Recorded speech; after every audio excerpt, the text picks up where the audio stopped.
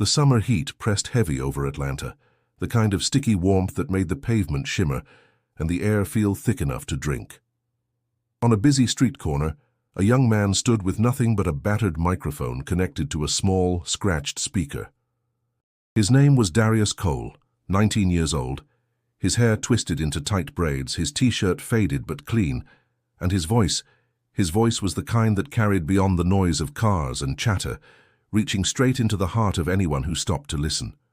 Darius sang not because he expected money, though the few dollar bills in his open guitar case helped keep food on the table.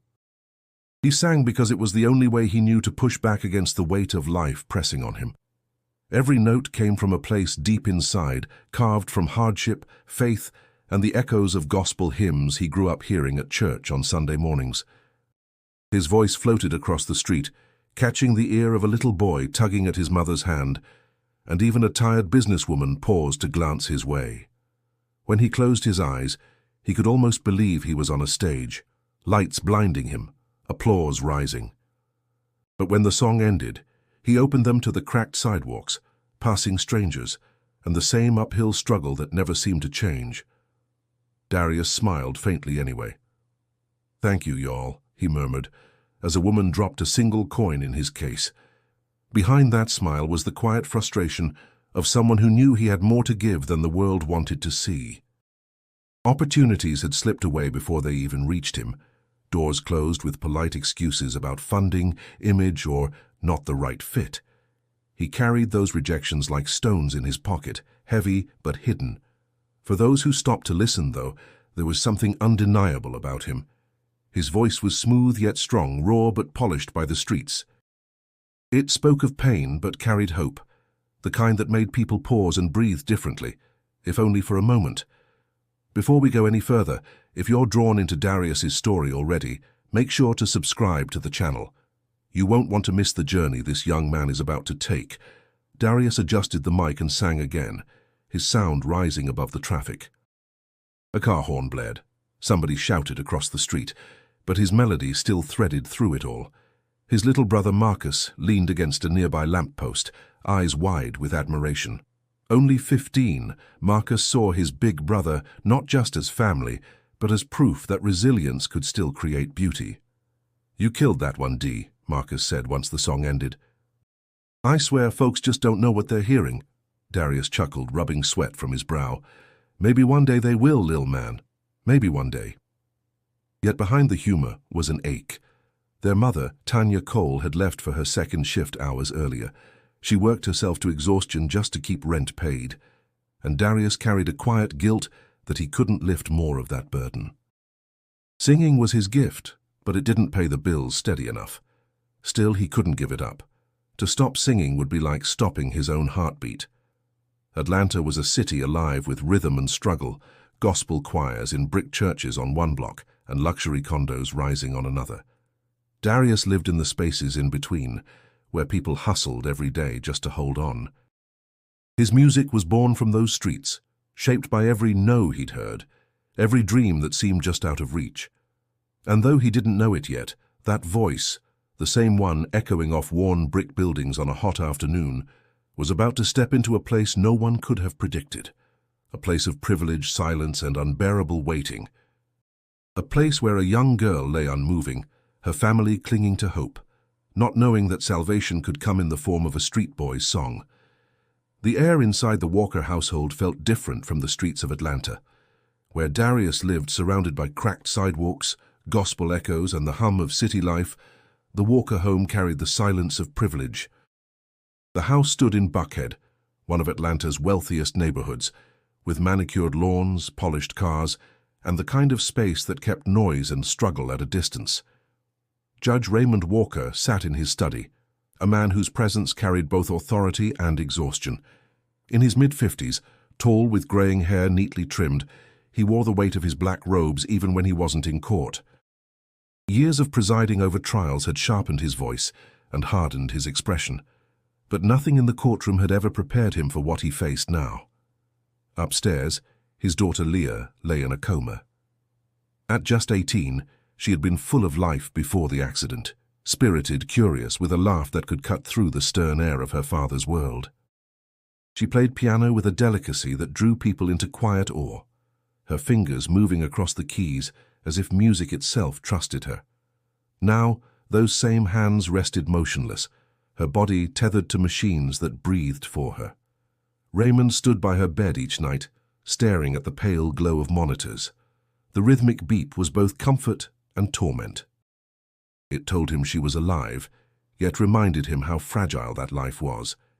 He whispered prayers he didn't admit to anyone else, asking for mercy, asking for a miracle, though his mind fought against the very idea of miracles. Downstairs, his wife Evelyn moved like a shadow. Once a lively hostess at community gatherings, she now carried grief in her posture, her voice breaking at the simplest mention of Leah's name. Their home, which had been full of music and laughter, now felt like a museum of waiting. Friends and colleagues visited, leaving casseroles and stiff embraces, but no one could reach the hollow ache inside. Raymond kept his emotions tightly guarded, even in front of Evelyn. To the public he remained the firm judge, unshaken and rational, but privately he battled a fear that grew heavier each day, that his daughter might never return to them. Late one evening, Evelyn tried to speak through her tears. "Ray, she's still in there, I feel it. We just have to hold on." Raymond swallowed hard, his throat tight. "I'm holding on, Evelyn, but holding on doesn't change what the doctors keep telling us." His words were heavy with the conflict of a man trained to trust facts, not feelings. Yet, when he left the room, he lingered at the door, staring back at Leah's still form. Something in him, something buried beneath years of discipline, whispered that his wife might be right. The Walkers' life had always seemed far removed from the struggles of families like the Coles. Their dinner tables carried talk of legal victories, university plans, and summer vacations abroad. Leah had grown up shielded from the harsher edges of the world, her talent nurtured with private lessons, her future mapped with opportunity. Still, she had been curious about people unlike herself. She often asked her father about the young defendants who stood trembling in his courtroom, and sometimes she played blues riffs on the piano. Music, she said, felt real compared to the classical pieces her teachers favored. Raymond never fully understood those questions, nor her fascination with a world he had worked so hard to rise above. But now, lying motionless in her bed, Leah carried both the privilege of her upbringing and the silence of vulnerability. The house felt frozen in time, each day stretching into the next with little change. Raymond's authority meant nothing here, his judgments powerless against the fragility of his daughter's breath. All he could do was wait, caught between reason and desperation, not knowing that soon the sounds of another world, raw, soulful, and unexpected, would find their way into his guarded home. Morning sunlight spilled over the cracked pavement of the neighborhood where Darius lived, a corner of Atlanta, far from polished streets and manicured lawns. The buildings stood close together, bricks faded, paint peeling, but alive with the hum of voices, radios, and laughter from kids skipping rope. For Darius, this place was both weight and root. It carried the struggles he fought daily and the spirit that shaped every note he sang. He packed up his old speaker and microphone, heading downtown. Busking wasn't glamorous, but it was what he had. Every morning he set out, hoping strangers would pause long enough to drop a few bills into his case. Some smiled, some ignored him, others muttered complaints about loitering. The police passed by often, their eyes lingering on him with the kind of suspicion he knew too well. "Keep it moving, son," one officer had told him just last week, though he wasn't blocking anyone's path. That sting still sat in his chest. It wasn't just about the streets, it was about being seen as less before he even opened his mouth to sing. At home, Tanya Cole prepared for another double shift. Her nurse's scrubs were wrinkled at the collar, her hands rough from years of work. She watched Darius with eyes full of love and worry. "Baby, I don't want you wasting yourself out there," she said, folding laundry, while Marcus tried balancing a basketball on one finger. "You got too much talent to just stand on sidewalks singing for change." Darius sighed, setting down his bag. "Mama, it's not a waste if it's the only way I got to keep singing. You know I tried that program. They told me straight up I wasn't what they were looking for." Marcus's eyes flashed. That's because they don't know real music. You better than half the dudes on the radio. Tanya frowned, her voice softer now. I just don't want to see you hurt, Dee. Every door that slams in your face, it chips at you, I can see it. He didn't answer right away. She was right. Each rejection left a scar. When he auditioned for the city's Youth Music Conservatory, he walked in with hope, only to be dismissed after barely finishing his piece. Not the right image, one of the judges had said, avoiding his eyes. The words stuck with him like a thorn. But music wasn't something he could let go. He thought of his grandfather's church, the way voices rose together in harmony, the way songs gave strength to people who had little else. Singing wasn't just about him. It was about carrying those voices forward. That afternoon, he set up downtown, the heat pressing down, the air thick with car exhaust. A group of teenagers laughed as they passed him. "Man, get a real job," one of them shouted, but Darius just tightened his grip on the mic. Then, as if answering him, an older woman stopped. She wore a church hat, tilted just right, her hands full of grocery bags. She listened for a moment, then placed a $5 bill in his case. "You keep singing, young man," she said with a smile. "Don't you let nobody tell you otherwise." Those words kept him going, even as hours passed and only a handful of coins rattled in the case. The sun sank lower, his voice tired but unbroken. Walking home, Marcus jogged beside him, ball bouncing against the sidewalk. "One day, Dee, they gon' see. One day it's all gonna change." Darius managed a smile, though inside he wondered if that day would ever come. The weight of doubt pressed heavy, but so did the pull of hope. And as he turned onto his block, he hummed a melody under his breath, a promise to himself that he wouldn't stop. What he didn't know was that soon his voice would reach ears far beyond the street, carrying him into a world he never imagined. The hospital carried its own rhythm, one made of hushed voices, squeaking shoes, and the steady pulse of machines. It smelled of disinfectant and faint coffee, a mixture that clung to the walls like memory. Darius had not planned to be here. He came only because a friend from church, an older man who used to sing tenor in the choir, had fallen ill. Music was the only gift he had to bring, so he stood outside the hospital entrance, setting up his small speaker. He pressed the button, let the beat hum faintly, and lifted his voice. The notes rose warm and steady, bouncing off the glass doors. It wasn't a performance meant to impress. It was a prayer in melody, the kind that wrapped around sorrow and offered something softer. People coming and going paused for a moment. Some smiled, others wiped at their eyes before walking on. Inside, Nurse Camille Johnson heard the voice drift through the automatic doors. She was a woman in her 40s, tall with eyes that carried both authority and compassion. Years of working long shifts had taught her how heavy silence could be in a hospital, and she knew how rare it was for sound to bring comfort here. She slowed in the hallway, listening as the voice wove through the air, low and raw, filled with something she couldn't name but felt deeply.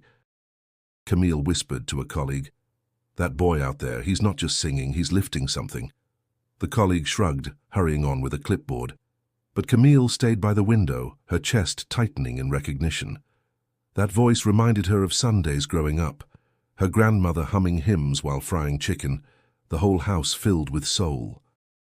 She wanted to know who this young man was, what story sat behind those notes.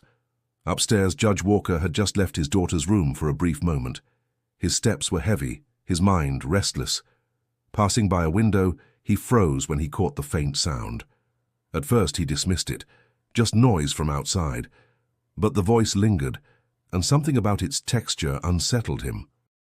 It wasn't polished, it wasn't controlled like the orchestras he once took Leah to hear, but it carried raw honesty.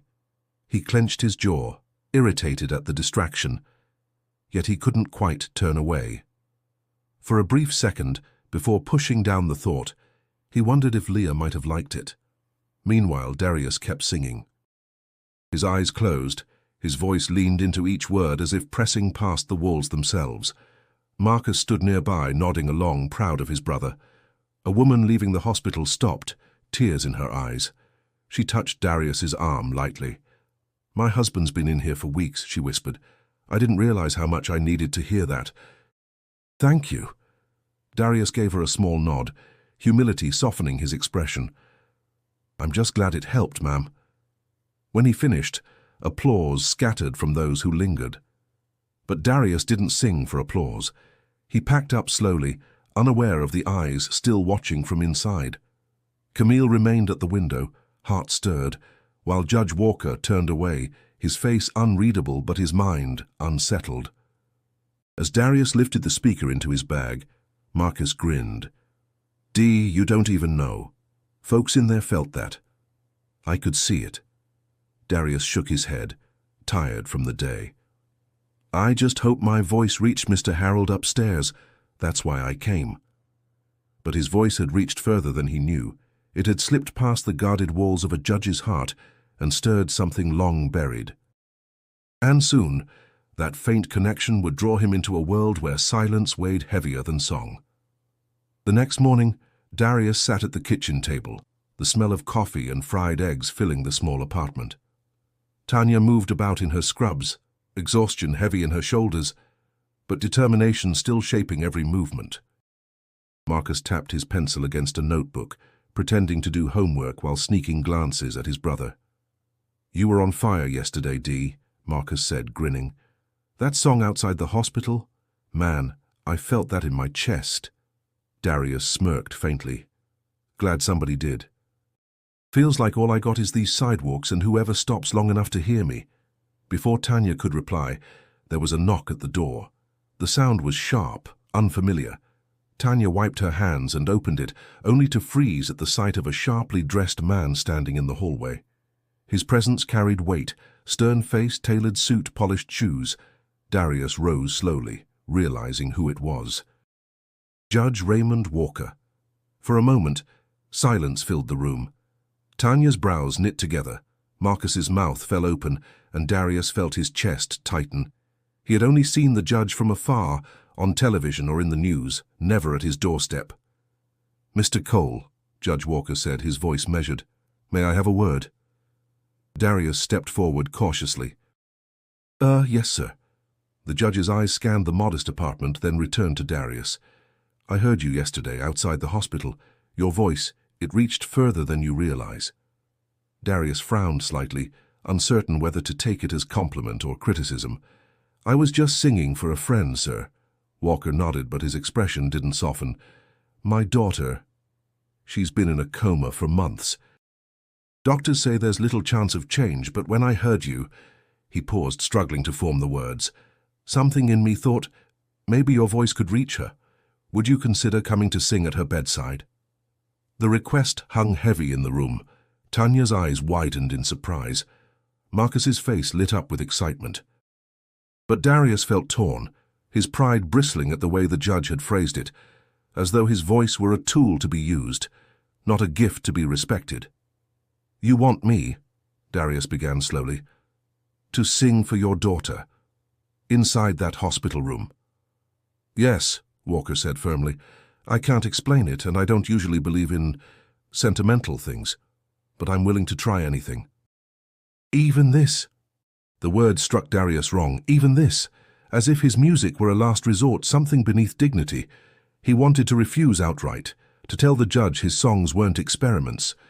But then he thought of the way people's faces had changed outside that hospital, how a stranger's tears had softened into gratitude. Before he could answer, Tanya spoke gently. "Sometimes the Lord places us where we need to be, even when it don't make sense. Maybe this is one of those times, baby." Marcus leaned forward, eyes shining. "Dee, this is it. You could actually help her. Think about it. Your voice waking her up." But doubt gnawed at him. He imagined walking into that sterile room, his raw songs colliding with the weight of wealth and privilege. What if he failed? What if his music, stripped down and imperfect, did nothing at all?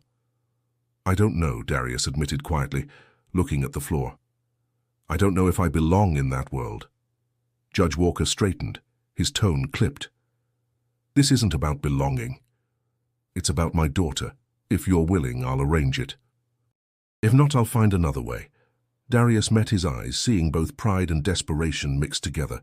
Something inside him shifted. He didn't trust the judge's motives, but he couldn't ignore the possibility that his voice might matter. "I'll think about it," he said at last, his voice steady.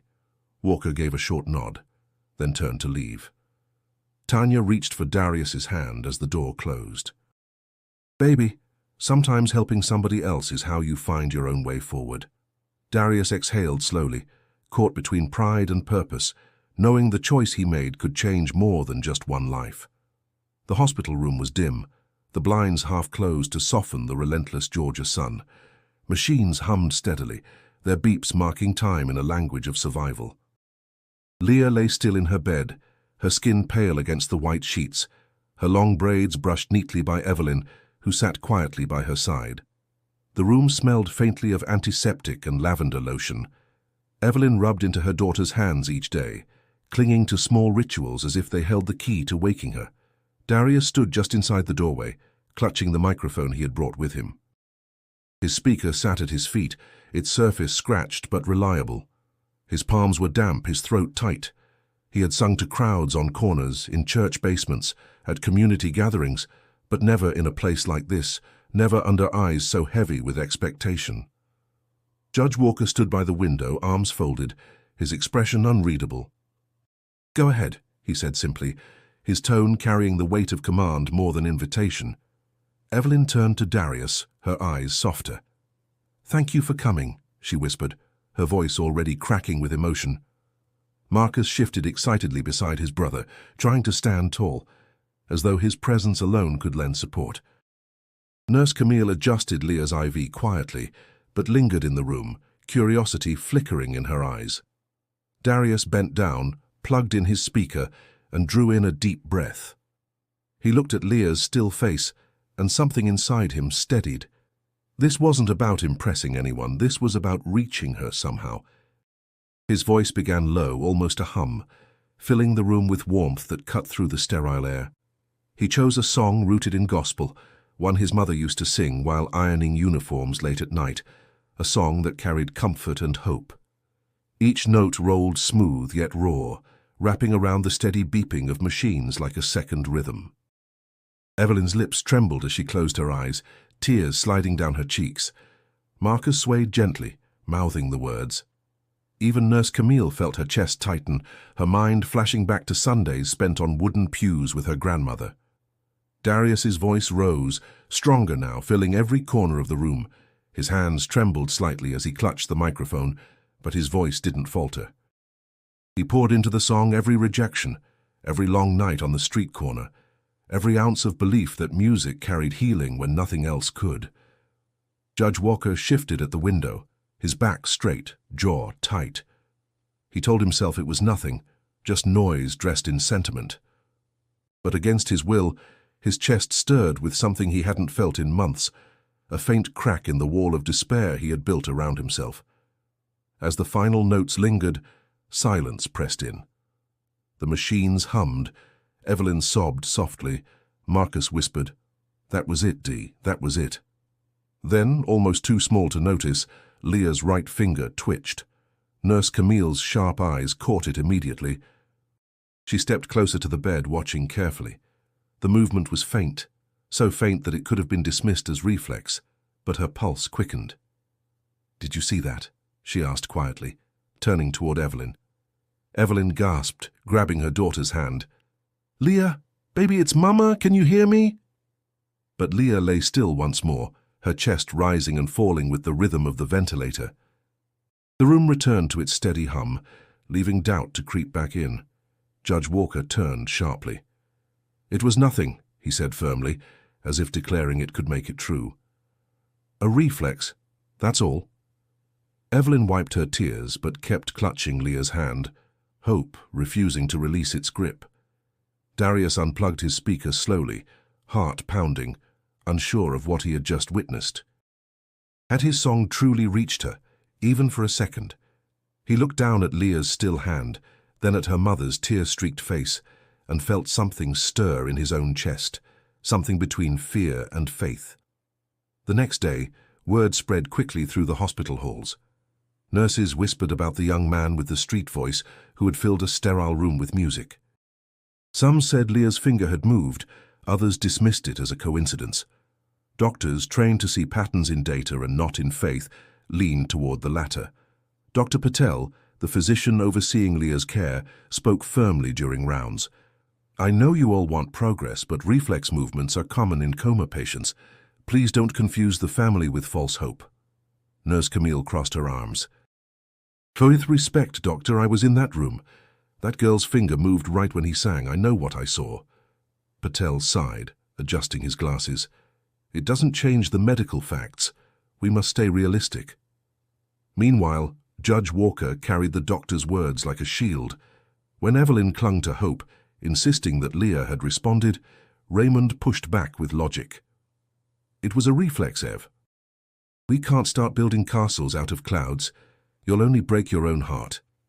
Evelyn's voice broke as she answered, "Ray, don't you dare tell me what I felt in that moment.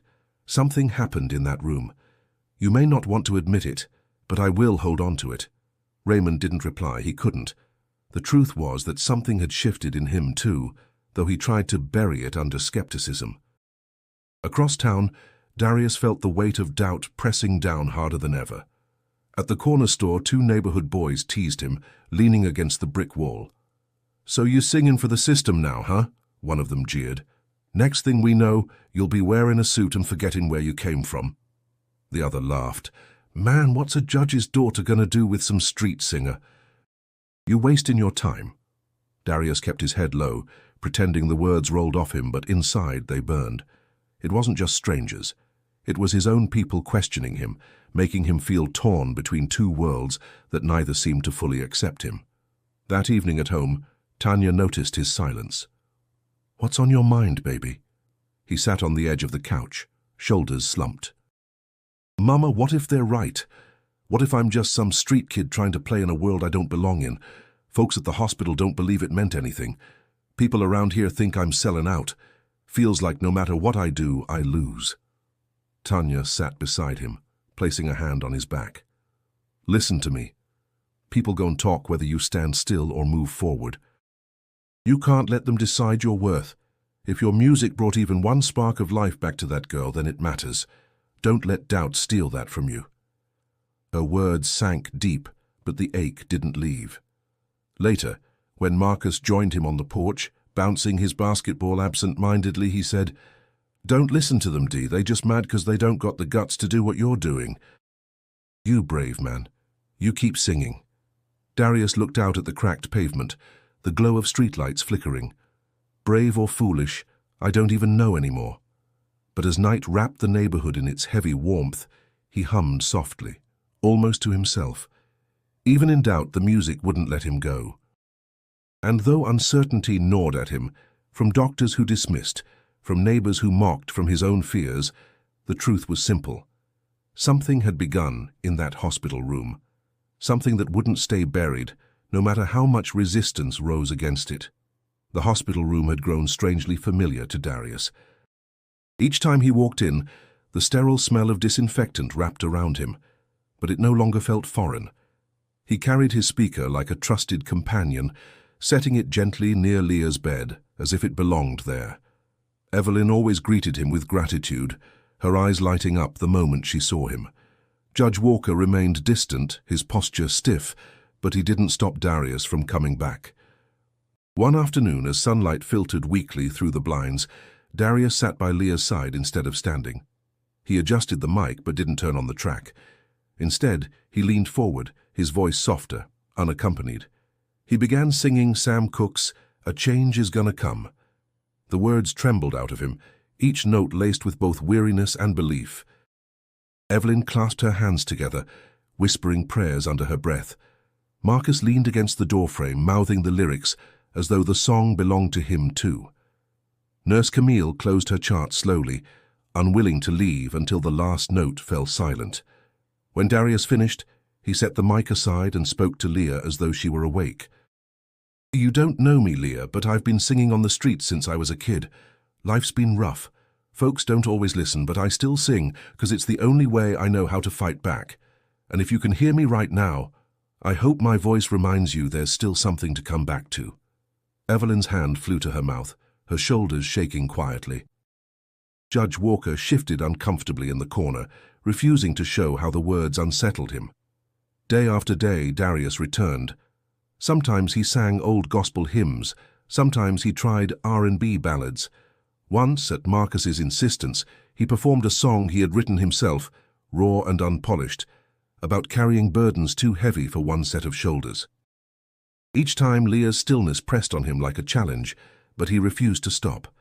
One evening, while Evelyn was out getting food, Darius found himself alone with Leah. The room hummed quietly with machines. He set the mic down and just talked. "You know, my mama's the strongest woman I know. Works 2 jobs, never complains. My little brother, he looks up to me like I'm something bigger than I am. Some days I feel like I'm letting both of them down. But when I'm here singing, it's like I'm not just doing it for me anymore. It's for them, for you. Maybe even for your father, though he don't see it that way." He chuckled softly, shaking his head. "Crazy thing is, I don't even know you, but I feel like we're connected. You play piano, right? Your mama told me. Guess we both learned how to breathe through music." The stillness didn't answer, but something in the air felt less heavy. He leaned back, humming under his breath, the kind of tune he usually saved for late nights on the porch when the city was quiet. When Evelyn returned, she found him mid-song, voice low and full, his head tilted slightly as though he were listening for Leah's reply. She didn't interrupt, just stood at the door with tears shining in her eyes. Later, as they packed up to leave, Marcus whispered, "She's listening, Dee, I can feel it." Darius didn't answer, but his chest tightened. He wanted to believe it, more than anything. And as he walked out of the hospital into the cooling evening air, he realized something had changed. This wasn't just about obligation anymore. It was about connection, about music stitching together lives that had no reason to cross. And that bond, however fragile, was growing stronger each day. Rain pounded hard against the hospital windows, streaking the glass and filling the night with a restless rhythm. The storm outside seemed to echo the storm inside Darius's chest.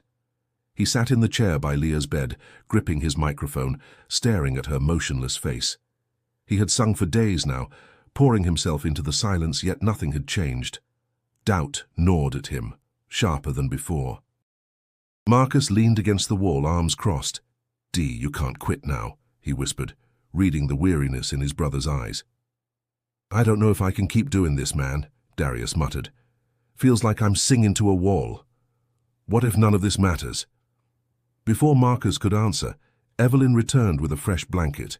She set it gently over her daughter's legs, then looked at Darius. "I know it's heavy," she said softly, "but don't you dare think for a second that your voice isn't reaching her. A mother knows. Something shifts when you sing." Her conviction struck him, but the weight of failure still pressed deep. He swallowed hard, closing his eyes. "Then I'll try one more. But this one, it's different." He set aside his usual playlist, turned off the faint backing track, and let silence stretch between the steady beeps of the monitor. He began with a low hum, trembling at first, then steadier, a melody pulled from memory. It was a song he had written years ago after his grandfather passed, the man who had first placed him in the church choir, who taught him that music wasn't just sound, but survival. The lyrics spoke of loss, of carrying grief like a shadow, of finding strength in voices that came before. Darius's voice cracked in places, raw with truth, but he didn't hide it. Every word felt like it was torn straight from his chest, filling the sterile room with something alive. Evelyn gripped Leah's hand, tears falling freely now. Marcus wiped his face with the back of his sleeve, whispering, "Sing it, Dee. Don't hold back." The storm outside roared, thunder rattling the walls, but inside Darius's voice soared louder, bending and breaking with emotion. He leaned forward, eyes locked on Leah. "You don't have to fight alone," he whispered between verses. "Come back to us, please." And then it happened. Leah's eyelids fluttered just once, fragile and uncertain, like the wings of a bird testing the air.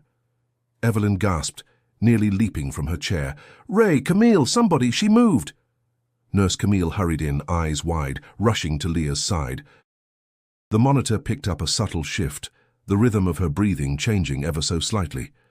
"Her chest," Marcus said quickly, pointing. "Look, it's different. She's trying." Darius froze, microphone slipping slightly in his hand. His own breath caught, disbelief rushing through him. For a second he thought his eyes had tricked him, but no, he saw it. Her body, still weak and tethered, had responded. Judge Walker entered moments later, summoned by the commotion. His eyes darted from his wife's tear-streaked face to Leah's flickering lashes, then to Darius, who sat trembling, microphone still in hand. "What happened?" Raymond demanded. Camille's voice shook with awe. She responded. "When he sang," she responded. Raymond's face tightened, torn between hope and denial. It could be coincidence. Evelyn turned sharply on him, anger flashing through her grief. "Don't you dare call this a coincidence. You heard him, you saw her. She's fighting her way back and his voice is helping her do it." Darius lowered the mic, his hands trembling. He had sung countless times before, but never had his voice carried such weight. Never had it seemed to pull someone back from the edge of silence. He met Leah's still face again, his own eyes wet. "If you can hear me," he whispered, voice breaking, "I'll keep singing until you wake up, I promise." And for the first time the promise didn't feel impossible. The hospital room had not been so alive in months. Evelyn sat at Leah's side with new light in her eyes. Marcus paced the floor grinning, and Nurse Camille checked the monitor twice just to be sure she wasn't imagining things. But Judge Raymond Walker stood apart, his back straight, arms crossed tightly over his chest. His face carried no smile, only the mask of a man wrestling with something he couldn't name. Later that evening, as the family gathered in the corridor, Evelyn clutched Raymond's arm. "Ray, you saw it. You can't deny it. Our daughter responded. Don't you understand what that means?" Raymond pulled gently away, his jaw tense. "I saw movement. That doesn't mean she's waking up. It could have been chance." "Chance?" Evelyn's voice broke with disbelief. "How many times have we sat in that room begging for any sign, and she never moved, until he sang? That's not chance, Ray. That's grace." Raymond's eyes darkened, his voice low. "Grace? Or false hope? I've spent my life watching people cling to things that weren't real.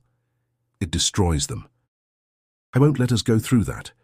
Darius, who had lingered quietly with Marcus, finally spoke, his tone steady but firm. "With respect, sir, I ain't asking you to believe in me. I'm just singing because I can't stand seeing her lay there silent. If my voice does something, even a little, I'm not going to stop." The judge turned to him sharply. "And what if it's nothing, Mr. Cole? What if you fill this family with hope and she never wakes up?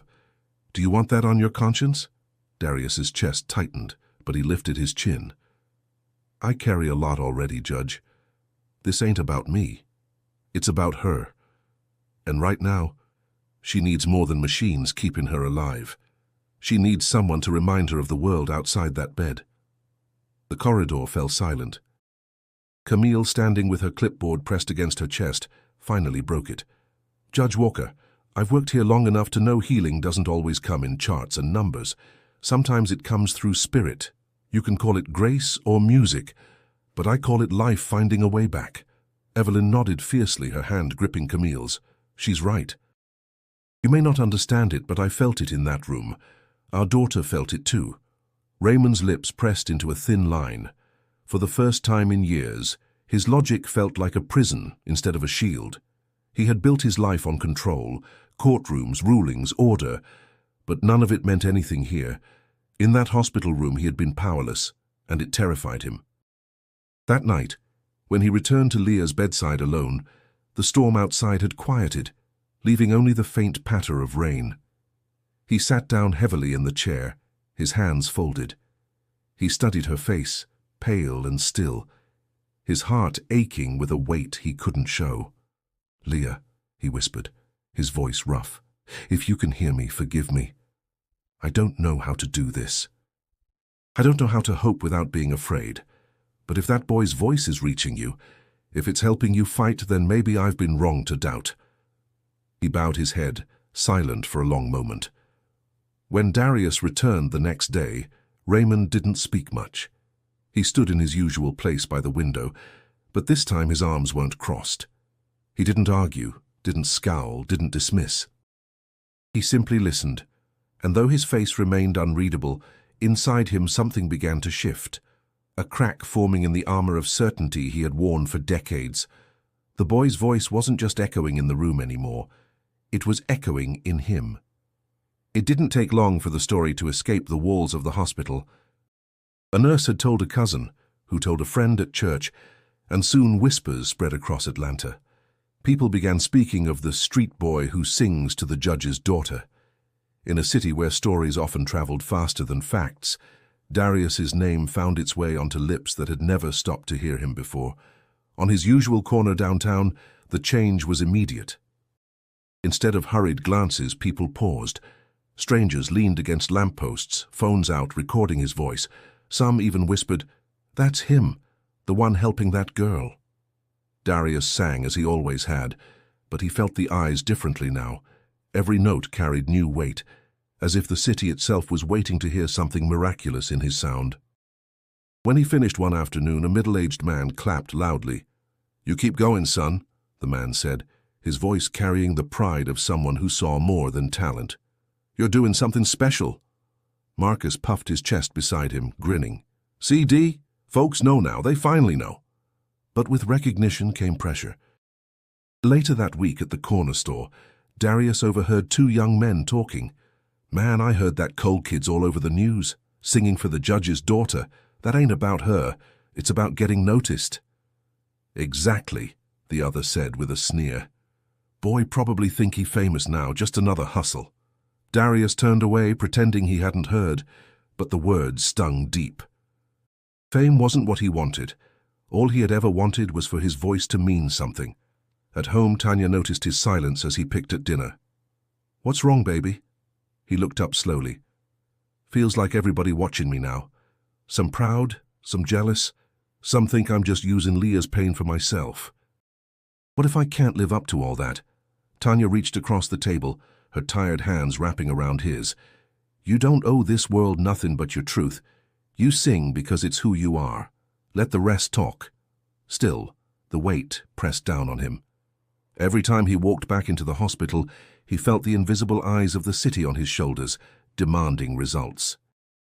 One evening, after finishing a song, Evelyn hugged him tight. "You're giving us something no doctor has," she whispered. "Hope. Don't you ever doubt the gift you carry." Even Judge Walker, though still guarded, had begun to watch differently. His sharp eyes no longer dismissed Darius outright. He studied him with reluctant respect, the kind a man gives when forced to recognize something he can't explain away. But not everyone welcomed Darius's presence. A reporter showed up at his corner one afternoon, microphone in hand. "Darius Cole," she said quickly, "how does it feel knowing your voice may be responsible for Leah Walker's recovery?" He froze, words catching in his throat. Cameras pointed at him now, the world demanding he explain a miracle he barely understood. He muttered, "I'm just singing. That's all I know how to do." The clip aired on local news that night. By the next morning, half the city seemed to know his name. Some celebrated him as a symbol of resilience, proof that beauty could rise from struggle. Others scoffed, calling it hype, a story people wanted to believe. Walking home with Marcus, Darius spoke quietly. "Feels like they're waiting for me to either save her or fail, like her whole life depends on my voice." Marcus dribbled his ball against the cracked sidewalk, shaking his head. "Her life ain't on you, D. You just do what you always do. Sing from your heart." "That's enough." Darius nodded slowly, though the weight didn't lift. He knew one thing for sure, whatever people thought, he couldn't stop now. Too many eyes were watching, and one life, maybe the most important one, was still listening. The hospital room was hushed that evening, the air thick with a silence that seemed to hold its breath. The city outside had gone quiet after a long, hot day, but inside all eyes rested on Leah. Evelyn sat close, her hand wrapped gently around her daughter's fingers. Marcus leaned against the wall, sneakers squeaking softly as he shifted, restless with anticipation. Judge Walker stood at his usual place by the window, though his shoulders were less rigid now. his gaze fixed not on the glass but on the girl who lay still. Darius adjusted the mic, heart pounding harder than ever. He had sung here many times, but tonight felt different. The pressure of the city's whispers, the look in Evelyn's eyes, the faint but undeniable flickers Leah had shown, they all pressed on him like a weight too heavy to ignore. He drew in a slow breath, closing his eyes for a moment, then began. This time, he didn't choose a hymn or an R&B ballad. He chose something of his own, a song that had lived inside him for years but had never touched another's ears. It was born from nights sitting on the porch with Marcus asleep beside him, from mornings watching Tanya leave for her second shift with weary determination. It carried the ache of rejection, the sting of poverty, but also the fire of survival. His voice broke the silence gently at first, low and trembling. The melody swelled, rising with each word, as though pulling strength from every struggle he had endured. The song spoke of fighting, even when the fight seemed useless, of believing in light when the night refused to end. Evelyn pressed her hand to her mouth, sobbing quietly. Nurse Camille stood frozen near the door, her eyes shimmering. Marcus whispered under his breath, "Go on, Dee, sing it all the way." Darius poured everything into that room.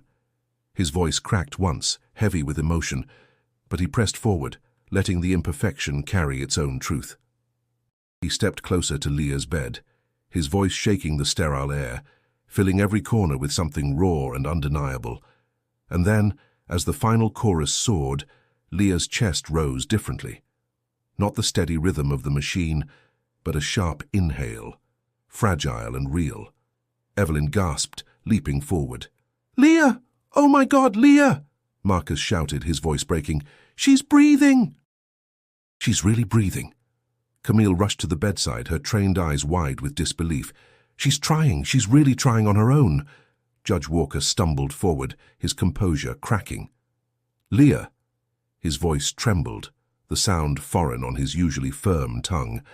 He reached for her hand, clutching it desperately, and then, slowly, her fingers tightened around his. The room erupted in cries and prayers, Evelyn falling to her knees, Marcus spinning in disbelief, Camille calling for the doctors through tears. But Darius stood frozen, his microphone slipping from his hand. His chest rose and fell quickly, his heart pounding so hard he could barely breathe. Leah's eyelids fluttered once, twice, before opening just a sliver. Her lips parted, and though no sound came, her breath was hers, not the machine's. Raymond broke, sobs tearing from him as he pressed his forehead against his daughter's hand. "Thank you, God," he whispered over and over. "Thank you." Evelyn clung to Leah's other hand, kissing it through tears. Marcus shouted, half laughing, half crying, "She heard you, Dee." She heard you. But Darius could only stand there, his throat tight, eyes wet. He had dreamed his voice could mean something, but never this. Never pulling life back into someone's body. As Leah's breathing steadied, the room filled not just with relief, but with awe. For the first time, hope wasn't a fragile whisper. It was alive, breathing, undeniable. The hospital no longer felt like a tomb. Nurses smiled when they passed Leah's room, and doctors spoke in cautious optimism instead of grim statistics. The beeping machines still marked time, but now they accompanied her own shallow breaths, fragile yet undeniable. Evelyn rarely left her daughter's side, her face glowing with relief. She hummed softly sometimes, brushing Leah's hair back, as if adding her own song to the one that had called her back. Marcus became the messenger of hope, running through the halls telling anyone who would listen, "She's waking up, y'all. She's really waking up." And at the center of it all was Darius. He came each day, not as an outsider anymore, but as part of the circle that surrounded Leah with love and sound. He sang softer now, gentler, choosing songs that felt like whispers of healing instead of cries into silence. Each time Evelyn pressed his hand with gratitude. One afternoon, as Leah dozed lightly, her lips moving faintly as though chasing words, Judge Walker asked to speak with Darius in the hallway. His tone was more restrained than before, but the edge of pride had thinned. "You've done something no one else could," Raymond admitted, his eyes fixed on the floor for a moment before meeting Darius's. "I don't fully understand it. I'm not sure I ever will, but I can't deny what I've seen. Darius shifted uncomfortably, his voice low. I didn't do it alone. She fought. Her mama believed. Her brother prayed. My voice was just there. The judge studied him carefully, almost searching for cracks but found none. For the first time he saw not a street boy but a young man standing firm in his truth. Meanwhile, Leah's recovery moved slowly but surely. She opened her eyes longer each day, first staring blankly, then tracking voices, then finally whispering broken syllables. Her first word was, "Mama," weak but enough to send Evelyn into tears that wouldn't stop. When she gained strength enough to focus on Darius, she blinked at him, her lips twitching faintly into the ghost of a smile. He chuckled softly, leaning closer. Guess you finally heard me, huh? Her fingers curled around his for the first time, fragile but deliberate. The moment seared itself into Darius's chest, proof that their connection was real, no matter how improbable. Outside the hospital walls, the story had grown even louder. Local newspapers ran headlines. Street singer brings hope to judge's daughter. Radio stations debated it, some calling it a miracle, others brushing it off as coincidence wrapped in sentiment. In Darius's neighborhood, the reaction was mixed. Some neighbors clapped him on the back, telling him he made them proud. Others muttered that he was chasing attention, forgetting where he came from. At the barber shop, one man shook his head and said, "The system never did nothing for us, and now this boy's singing for the system's daughter like he's some kind of savior?" Marcus bristled, defending him fiercely. "He ain't singing for no system. He's singing for her life. Big difference." Back at home, Tanya spoke gently to her eldest son. "Don't let nobody twist this, baby. You know your heart. You know why you went, and look what came of it." Darius nodded, though quietly he wrestled with the weight of everyone's opinions. He hadn't asked for fame, hadn't sought recognition. All he wanted was for his music to mean something, and now it did, in the most unexpected way. One evening, as he walked out of the hospital after another visit, Raymond caught up with him. The judge's voice was softer than it had ever been. "Mr. Cole, thank you. Whatever happens next, you gave my daughter back to me. That's not something I'll ever forget." For Darius, those words didn't erase the years of being overlooked or doubted, but they marked a turning point. In the eyes of a man who once dismissed him, he now stood not as a nuisance, not as a charity case, but as someone worthy of respect. And inside, Leah's slow but steady recovery kept reminding them all. The music had truly reached her. Weeks passed, and Leah grew stronger each day. Her voice, once a faint whisper, returned little by little. She practiced small phrases, smiled more often, and even began tapping her fingers against the edge of her bed, as if searching for piano keys that weren't there. The hospital staff marveled at her progress, but those closest to her knew it wasn't just medicine. It was the web of love and music surrounding her. Darius kept visiting, though now his songs were lighter, full of warmth instead of desperation. Sometimes Leah's eyes followed his every word, and sometimes she tried to hum along, her voice fragile but determined. Evelyn often cried at these moments, while Marcus cheered, "That's it, Leah, you got this." One afternoon, as Darius prepared to leave, Nurse Camille stopped him in the hallway. "There's someone I want you to meet," she said, leading him to a small office. Inside sat a woman with kind eyes and a stack of folders. "This is Ms. Harris," Camille explained. "She runs a local arts foundation. She's been following Leah's story, and yours." Ms. Harris extended her hand. "Darius Cole, you've got something special. Not just talent, but truth. We'd like to offer you a scholarship. Vocal training, studio access, performance opportunities.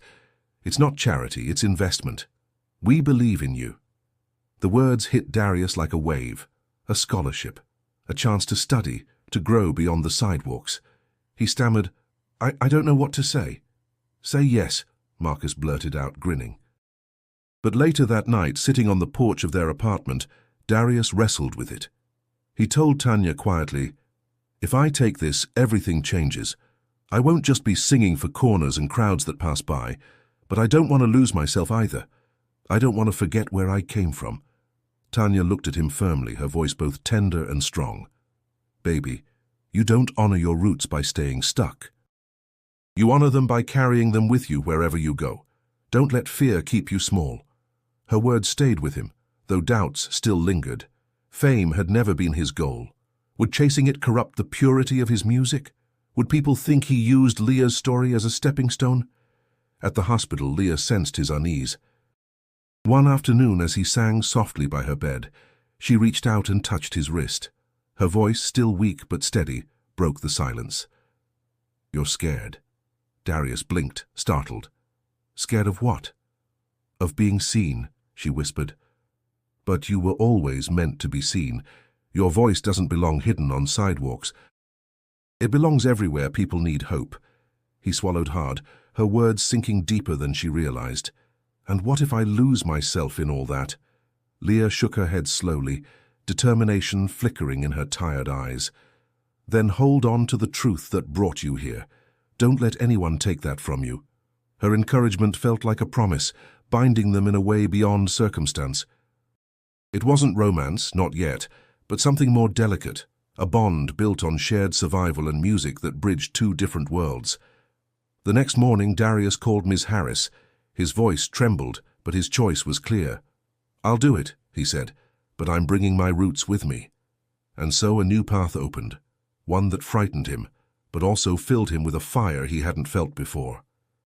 He wasn't just singing for survival anymore, he was singing for possibility, for growth, for the future. As he hung up the phone, Marcus shouted with joy, and Tanya hugged him tight. For the first time, Darius felt the ground beneath him shifting, not crumbling but rising. The journey wasn't over, it was only beginning. The evening air over Atlanta buzzed with life as families gathered at the community park. Strings of lights stretched between poles, casting a warm glow across the stage set up at the center. Folding chairs lined the grass, children ran between them, and the smell of barbecue floated from food trucks nearby. It wasn't just another summer event. It was a night for celebration, for voices to rise and carry further than the corners where they once struggled to be heard. Backstage, Darius paced nervously, his new scholarship barely a week old, but already shifting how people saw him. He wore a simple shirt and jeans, nothing flashy, but his hands trembled as he clutched the microphone. Marcus clapped him on the shoulder, grinning ear to ear. "This is it, D, your first real stage. No traffic, no coins in a case, just you and them. Show 'em what we already know." Tanya stood nearby, tears glistening in her eyes as she smoothed her son's collar. "I'm proud of you, baby, no matter what. Don't forget that." When Darius finally stepped out, the crowd roared, some cheering his name, others clapping in recognition. Among them sat Evelyn, her hand tightly clasped around Leah's. Though still recovering, Leah insisted on coming, her body fragile but her spirit shining. Judge Walker sat beside them, his posture less rigid than ever, his face soft with something close to pride. The microphone hummed as Darius lifted it. He scanned the crowd, his chest rising with a deep breath. "I used to sing on street corners, hoping somebody might stop and listen. Most walked by. But then, one day, my voice found its way into a place I never expected. A hospital room where hope felt lost. Tonight I sing not just for me, but for everyone who's ever felt unheard." The music began, and his voice rose, rich and unshaken. He poured into the night, a song stitched from gospel roots and R&B soul, weaving verses about struggle, faith, and finding light through the cracks. The crowd swayed, some lifted their hands and others closed their eyes, letting the sound wash over them. Evelyn cried quietly, her heart swelling as she held Leah's hand. Leah's lips moved faintly, forming the words along with him, her eyes shining. Raymond glanced at her, his chest tightening as gratitude overtook his old armor. For once, he didn't fight it. He let the music reach him fully. As the final notes echoed, the park erupted in applause. Children shouted encore, while elders nodded knowingly, recognizing in his voice the weight of generations carried forward. Darius lowered the mic, chest heaving, eyes wet. "This one," he said, pointing gently toward Leah, "is for her, for the girl who reminded me that music ain't just sound, it's breath. It's life." The applause grew louder, rolling like thunder, but beneath it was something deeper: respect, unity, hope. Judge Walker stood slowly, his voice carrying over the crowd when silence returned. I once saw this young man as just another voice on the street. I was wrong. His song gave my family back something priceless. Tonight, let us remember that talent and truth don't live in privilege alone. They rise from every corner, every struggle, every soul willing to fight for them. The audience erupted again, people on their feet, clapping, shouting, celebrating. Darius felt a swell of pride, not for himself alone, but for his family, his community, for everyone who had ever been overlooked. He looked toward Leah, who smiled faintly, her voice too weak to carry, but her eyes speaking louder than words. In that moment, he knew this was just the beginning. Music had carried him from cracked sidewalks to a stage of recognition, but its true power was what it gave back: connection, healing, hope. And as the lights dimmed and the night closed in, his story stood as proof. Sometimes the voices the world ignores are the very ones strong enough to change it. Before we close, if this story has moved you, don't forget to subscribe to the channel so you won't miss more inspiring journeys like this one. And be sure to click the video suggested on your screen right now to keep walking with us through stories that lift the heart and remind us what's possible.